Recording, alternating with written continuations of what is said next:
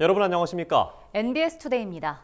지역별로 전기요금을 다르게 부과할 수 있도록 하는 분산에너지 활성화 특별법이 이달 중순 시행됩니다.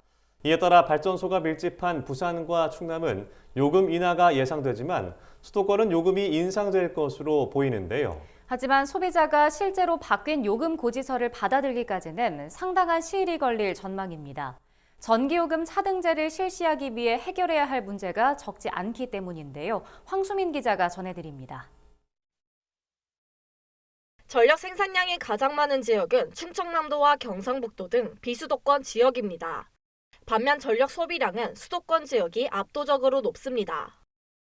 환경오염과 경관훼손 등으로 피해를 입는 발전소 인근 주민들과 달리 수도권은 별다른 불이익이 없어 논란이 지속돼 왔습니다.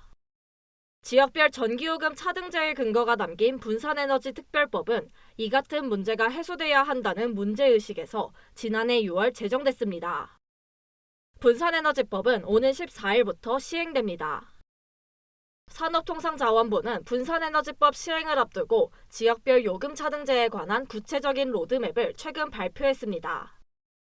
로드맵에 따르면 전력당국은 내년 상반기 전력 도매 가격을 차등화하는 데 이어 2026년 소매 전기요금도 지역별로 다르게 책정할 계획입니다. 전기요금 차등제에 관해 구체적인 시기가 드러난 건 이번이 처음입니다.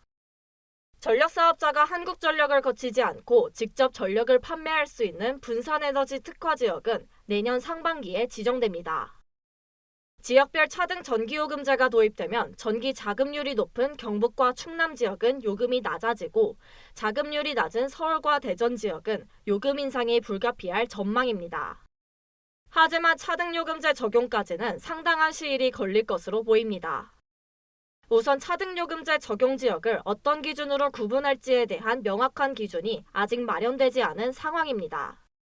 광역 단위가 아닌 시군별로 전기요금을 매길 경우 지역 갈등을 야기할 수 있다는 지적도 제기됩니다.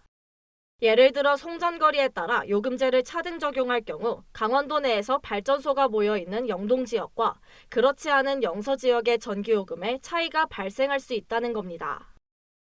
대부분의 이제 발전소들은 동해안에 이제 위치를 하고 있는데, 송전망 같은 경우는 동해안에서 이제 그 수도권으로 가다 보니까 강원도의 다른 지역들을 통과하게 되거든요. 광역자치단체 안에서 동일요금을 적용하는 것이 필요할 것이라고 좀 생각을 합니다.